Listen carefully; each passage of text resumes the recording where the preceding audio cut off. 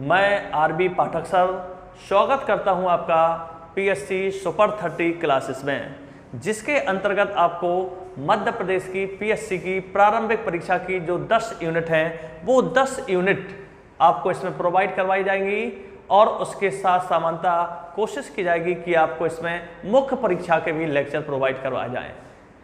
और 10 यूनिट को हम क्रम वाइज देखेंगे, क्रमानुसार देखेंगे। इसी के साथ हम पहली क्लास स्टार्ट कर रहे हैं आज मध्य प्रदेश पीएससी की प्रथम क्लास, जो कि आपके भूगोल से शुरुआत होगी।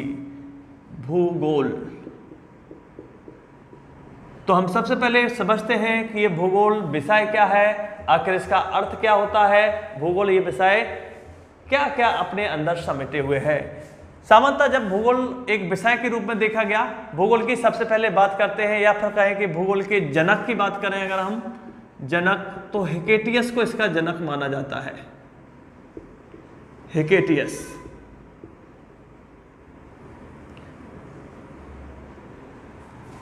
कहीं कहीं आपको एराटोस्थेनीज भी मिल जाते हैं इसके जनक के रूप में।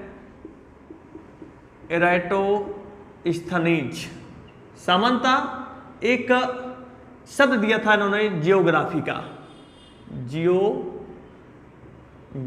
का, इसलिए इनको भी जरा कहीं कहीं मान लिया जाता है। तो हम देख रहे हैं भूगोल, भूगोल दो शब्दों से मिलकर के बना है। भू अर्थात यहां पर पृथ्वी और गोल मतलब इसका आकार। अगर इसका हम देखें इंग्लिश में, अंग्रेजी में इसको हम जियोग्राफी बोलते हैं। जियोग्राफी, जियोग्राफी सामान्यतः दो शब्दों से मिलकर बना है, जियो प्लस ग्राफी, जिसमें जियो का अर्थ होता है पृथ्वी और ग्राफी का मतलब होता है पृथ्वी का अध्ययन या उसका वर्णन। तो इसके अंतर्गत हम पृथ्वी का अध्ययन और उसका वर्णन करेंगे। अब समानता क्या था कि जब विषय प्रारंभ हुआ था उस समय हमें सिर्फ पृथ्वी की ही जानकारी थी, तो हम पृथ्वी को एक गोल मान लेते थे कि गोल आकार की पृथ्वी है। लेकिन जब और ज्यादा खोजें होती गई तो उसमें पता चला कि भूगोल के अंतर्गत केवल पृथ्वी ही नहीं बल्कि पूरे ब्रह्मांड का अध्ययन किया जाता है। तो इसके अंतर्गत हम पूरा ब्रह्मांड का अध्ययन करेंगे और ब्रह्मांड का कॉन्सेप्ट समझेंगे कि ये ब्रह्मांड है क्या, आखिर ये ब्रह्मांड की उत्पत्ति कैसे हुई, कैसे ये ब्रह्मांड आता है आपके सामने। ठीक है ना। तो यहां से प्रश्न बनना शुरू हो जाते हैं। अब देखते हैं हम पृथ्वी के साथ साथ ब्रह्मांड की उत्पत्ति के संबंध में कुछ सिद्धांत आपको मिलेंगे। तो इससे पहले हम कुछ अवधारणाएं देखेंगे, कुछ कॉन्सेप्ट देखेंगे, जिसमें हमारा पहला कॉन्सेप्ट आता है जियोसेंट्रिक अवधारणा। जियोसेंट्रिक या इसी को भू केंद्रित अवधारणा के नाम से जानते हैं। अवधारणा के नाम से जानते हैं, इसका मतलब समझें। इसमें बताया है जियोसेंट्रिक, जियो मतलब पृथ्वी, सेंट्रिक मतलब केंद्र में। पहले सामान्यतः ये माना जाता था कि ब्रह्मांड के केंद्र में पृथ्वी है और बाकी सारे ग्रह उपग्रह जितना भी ये सूर्य, सारे सूर्य इसका चक्कर लगा रहे हैं। लेकिन ये उस समय की बात है जब क्लॉडियस टॉलमी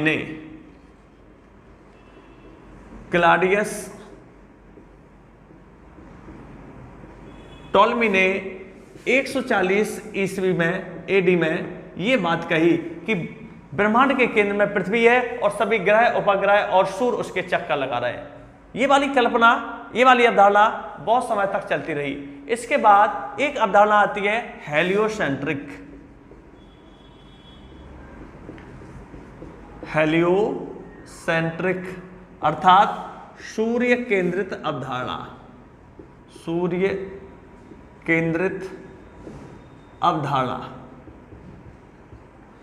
ये सूर्य केंद्रित अवधारणा का मतलब समझे। हेलियोसेंट्रिक का मतलब है कि ब्रह्मांड के केंद्र में हेलियो अर्थात सूर्य है और बाकी ग्रह उपग्रह सारे इसके चक्कर लगाते हैं। ये वाली जो अवधारणा है 1543 ईस्वी में ये वाली अवधारणा आपके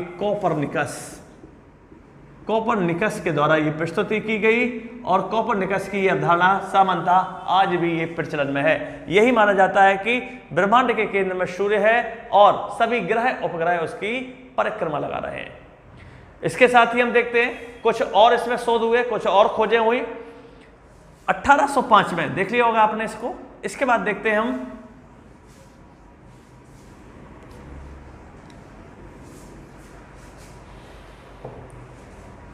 1805 में ब्रिटेन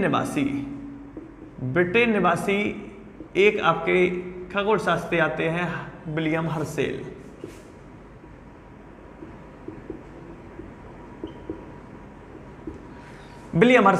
और इन्होंने बताया, विलियम हर्शेल ने बताया कि दूरबीन की सहायता से कि हमारा जो सौरमंडल है आकाशगंगा का एक अंश मात्र है। जो हमारा सौरमंडल है वो आकाशगंगा का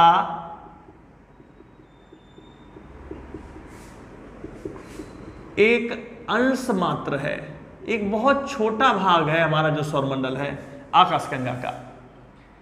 दूरबीन की सहायता से इन्होंने ऐसा बताया था, दूरबीन की सहायता से। इसके बाद फिर एक कॉन्सेप्ट आता है 1925 में, अमेरिका निवासी रहेंगे, अमेरिका निवासी आते हैं एडविन पी हब्बल।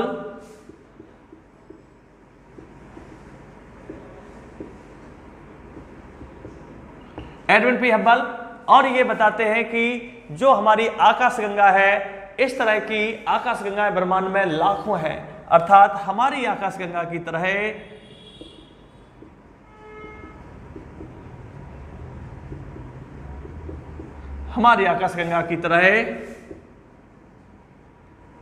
ब्रह्मांड में लाखों आकाशगंगाएं हैं।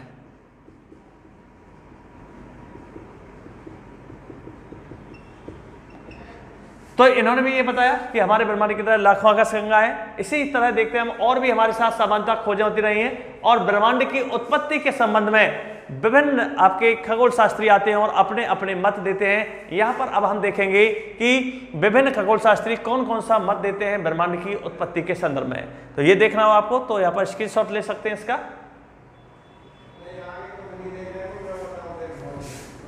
आगे देखें ब्रह्मांड की उत्पत्ति से संबंधित सिद्धांत।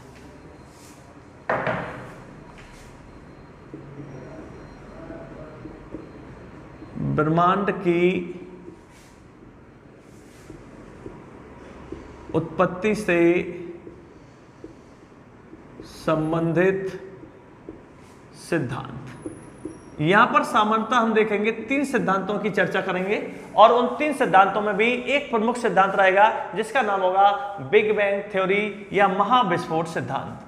तो हम 3 सिद्धांत आपको बताने वाले हैं। सबसे पहले बिग बैंग या इसी को महाविस्फोट सिद्धांत भी बोलते हैं।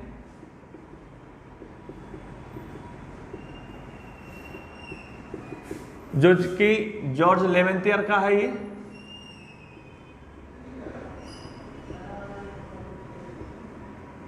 जॉर्ज लेवेंथियर का है। दूसरा देखेंगे हम यहां पर सिद्धांत सामान्यता आपका साम्यावस्था का सिद्धांत, साम्यावस्था का सिद्धांत थॉमस गोल्ड और हरमन बांडी का, थॉमस गोल्ड एवं हरमन बांडी, थॉमस गोल्ड एवं हरमन बांडी ने दिया ये साम्यावस्था का सिद्धांत। एक और देखेंगे समानता दोलन सिद्धांत, दोलन सिद्धांत।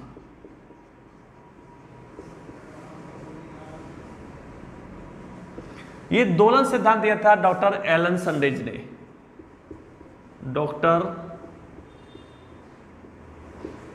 Elon sandwich.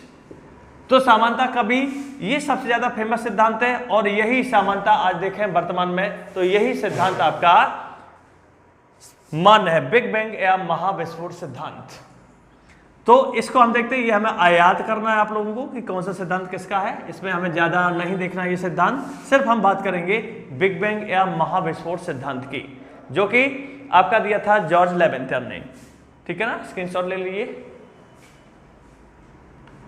अब हम बात करने वाले हैं केवल बिग बैंग या महाविस्फोट सिद्धांत की।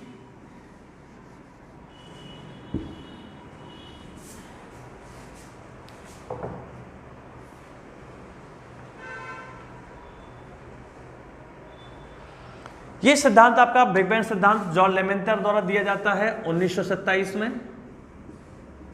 और ये सामान्यतः जो जॉर्ज लेवेंटर हैं ये बेल्जियम के खगोल शास्त्री, बेल्जियम के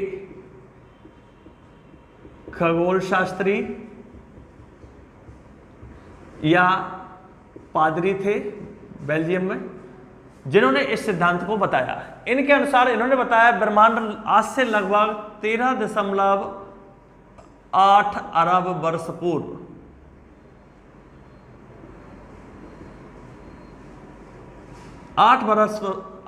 13.8 अरब वर्ष पूर्व ये ब्रह्मांड एक गोला हुआ करता था। एक छोटा सा बिंदु, एक केंद्रक बिंदु के नाम पर इसको देखा गया था कि एक छोटा सा गोला होता है। ये गोला या छोटा सा केंद्रक किस प्रकार का था, क्या क्या था इसमें? इसका तापमान उच्च था, टेम्परेचर हाई था, इसका प्रेशर यानी दबाव या दाब ये भी उच्च था। यहां पर देखें इसका आयतन निम्न था, आयतन इसका निम्न था। गुरुत्वाकर्षण बल देखें यहां पर, गुरुत्वाकर्षण बल ये भी उच्च था यहां पर। तो हम देख रहे हैं सामान्यतः क्या यहां पर उच्च था, तो टेम्परेचर यहां पर, प्रेशर और आपका ग्रेविटेशनल फोर्स उच्च था, और जबकि इसका आयतन बहुत निम्न था। और इस एकक बिंदु, इसको एकक बिंदु या सिंगुलैरिटी नाम दिया गया है, सिंगुलैरिटी, सिंगुलैरिटी, क्योंकि इसको एकक बिंदु माना गया था, एकक बिंदु, इसलिए इसको सिंगुलैरिटी नाम दिया गया। कहते हैं कि इसमें बताया जाता है कि इसमें एक अचानक से विस्फोट हुआ, तो इसमें जितना भी पदार्थ था पूरे अंतरिक्ष में फैल गया, और ये फिर इसमें एक समूहन की प्रक्रिया होती है। सामान्यतः एक दूसरे से पदार्थ एक दूसरे के नजदीक आते हैं, गुरुत्वाकर्षण बल के कारण एक दूसरे से जुड़ते हैं, और फिर से पुनः इसमें विस्फोट होता है, और अब जन्म होता है आपके आकाशगंगाओं का, जन्म होता है आपके तारों का, और इन तारों का पुनः विस्फोट होता है, और इन तारों से पुनः निर्माण होता है आपके ग्रहों का, ग्रह, उपग्रह, क्षुद्रग्रह, इन सब का यहां पर आपका जन्म हो रहा है। तो ये महाविस्फोट सिद्धांत बहुत फेमस है, और ये सबसे ज्यादा आपसे हर परीक्षा में पूछा जाता है कि महाविस्फोट सिद्धांत क्या है। तो महाविस्फोट सिद्धांत समझा होगा आपने। इसके लिए कुछ महाप्रयोग भी चल रहे हैं, उन महाप्रयोगों को बाद में देख लेंगे। अभी देखते हैं ब्रह्मांड।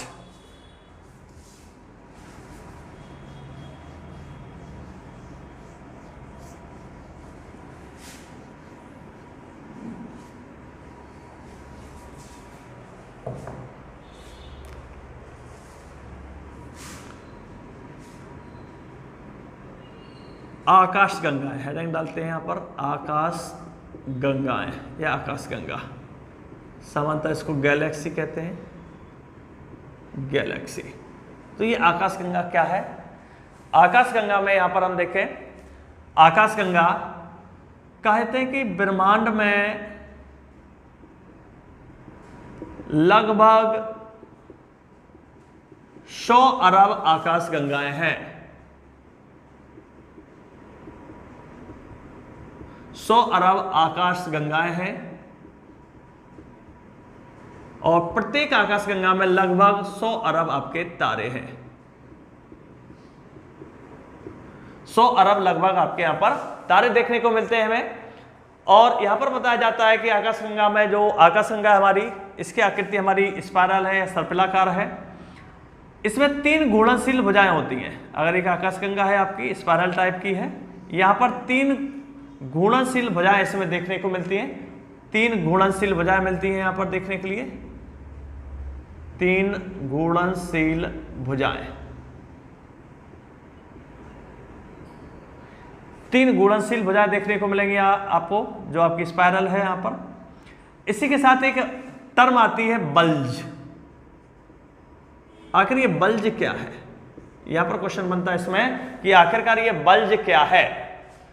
ये आकाशगंगा का वो केंद्र है जहां पर सबसे ज्यादा तारों का संकेंद्रण होता है, यानी आकाशगंगा का एक केंद्र जहां पर सबसे ज्यादा तारे संकेंद्रित अवस्था में। आकाशगंगा में बहुत सारे तारे हैं, ये हर जगह तारे फैले हुए, स्टार्स फैले हुए हैं, लेकिन जहां पर सबसे ज्यादा तारों का संकेंद्रण होता है एक जगह पर, एक स्थान पर, वो बल्ज कहलाता है। Concept clear? यानी आकाशगंगा का एक ऐसा स्थल, एक ऐसा स्थान जहां पर तारों का सबसे ज्यादा केंद्रित होना बल्ज के अंतर्गत आता है, बल्ज कहलाता है।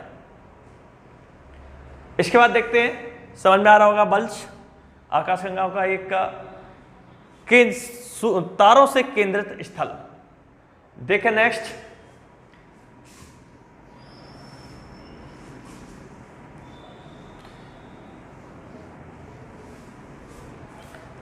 अगला कॉन्सेप्ट आता है आपका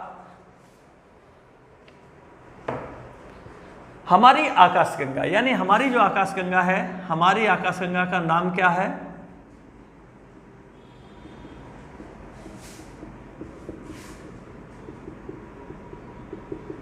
मिल्की वे,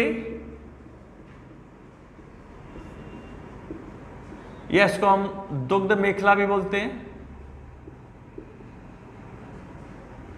कहीं कहीं आपको मंदाकिनी भी देखने को मिल जाता है, इसका नाम मंदाकिनी।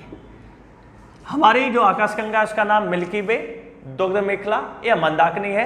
अगर हम इसके आकृति की बात करें, हमारी आकाशगंगा की आकृति कैसी है, तो सर्पिल प्रकार की है, जैसे अभी बताया था हमने आपको, या इसी को स्पाइरल भी बोलते हैं,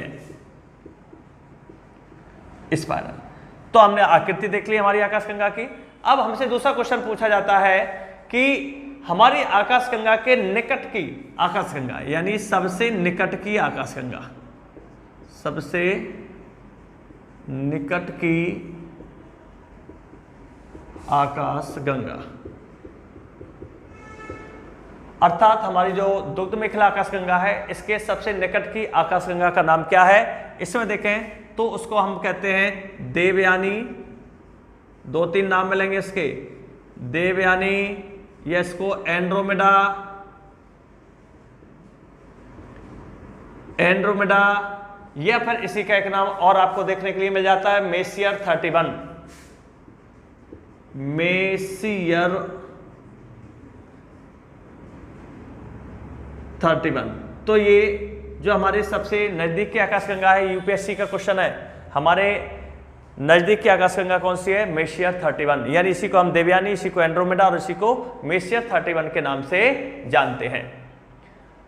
जो हमारी आकाशगंगा से लगभग कितनी दूरी पर है? 2.2 मिलियन वर्ष, 2.2 मिलियन वर्ष कह लीजिए, इसको प्रकाश वर्ष भी कह सकते हैं, 2 मिलियन प्रकाश वर्ष दूर है।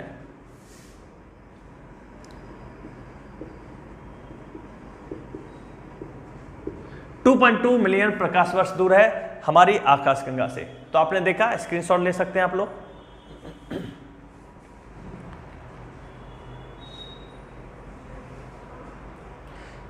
इसके बाद एक कॉन्सेप्ट आता है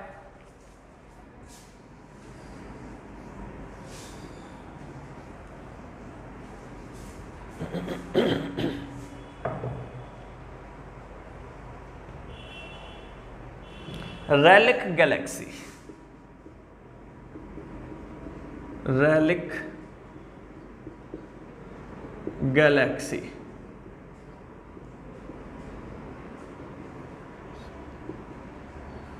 रेलिक गैलेक्सी, ये रेलिक गैलेक्सी क्या है? तो देखेंगे ये नासा द्वारा हब्बल टेलीस्कोप से खोजी गई, नासा द्वारा,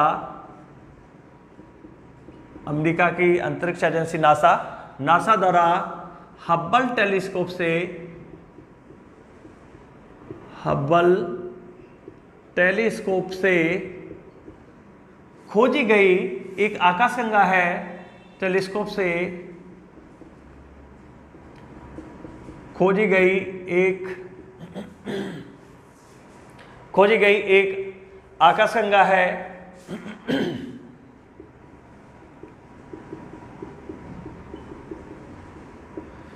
एक आकाशगंगा है। इस आकाशगंगा में हमारी आकाशगंगा के लगभग तारों की संख्या दुगनी है। जितनी हमारी आकाशगंगा में तारे हैं उससे दुगनी तारों की संख्या है, दुगनी संख्या है तारों की।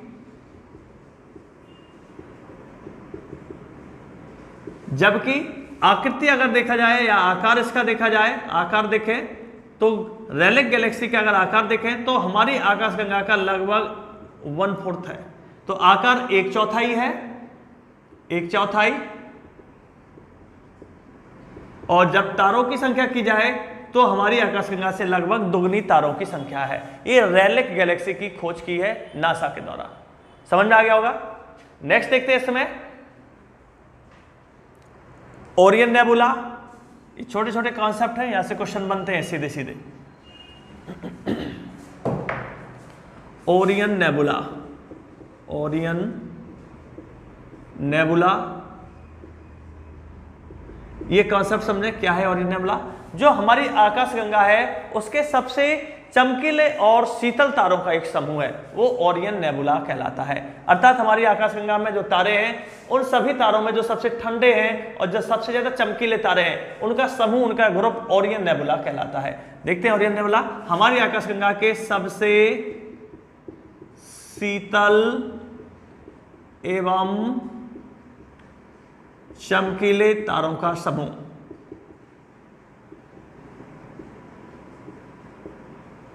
हमारी आकाशगंगा के सबसे शीतल एवं सबसे चमकीले तारों का समूह आपका ओरियन नेबुला कहलाता है।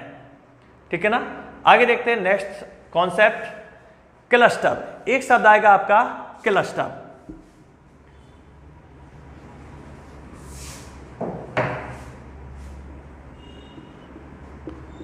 क्लस्टर, आखिर ये क्लस्टर क्या है?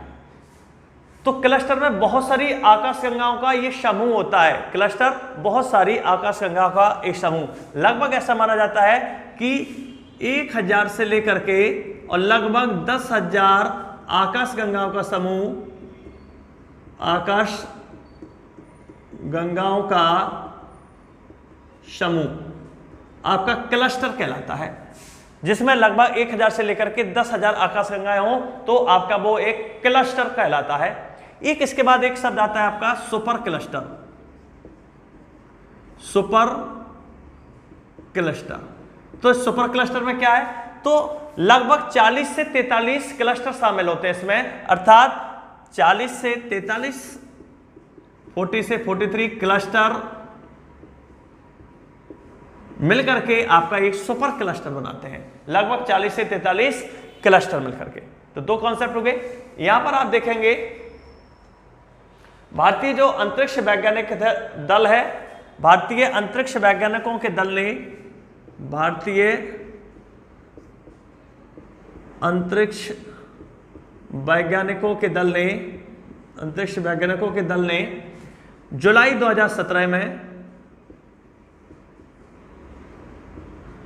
2017 में एक बहुत बड़े सुपर क्लस्टर की खोज की है। एक बहुत बड़े सुपर क्लस्टर की खोज की गई है और इसको नाम इन्होंने दिया है सरस्वती।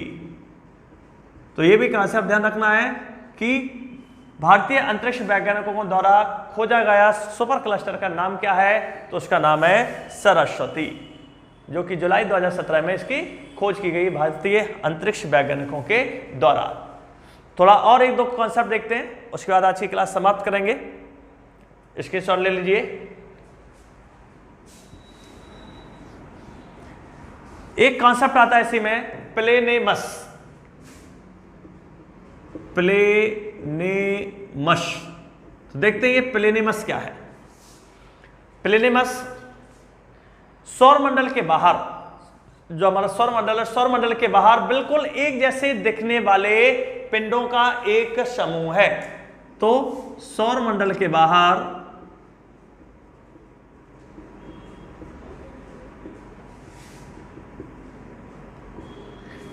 एक जैसे दिखने वाले जुड़वा पिंड, एक जैसे दिखने वाले जुड़वा पिंडों का एक समूह है। ये समूह एक जैसे दिखाई देते हैं और जुड़वा लगभग पिंड होते हैं, तो उन्हें हम प्लेनेमस के नाम से जानते हैं। ठीक है, आज ये क्लास यहीं पर समाप्त करते हैं। आप लोगों का बहुत बहुत धन्यवाद। पीएससी सुपर 30 क्लासेस की ओर से मैं आरबी पाठक सर आपका स्वागत करता हूं।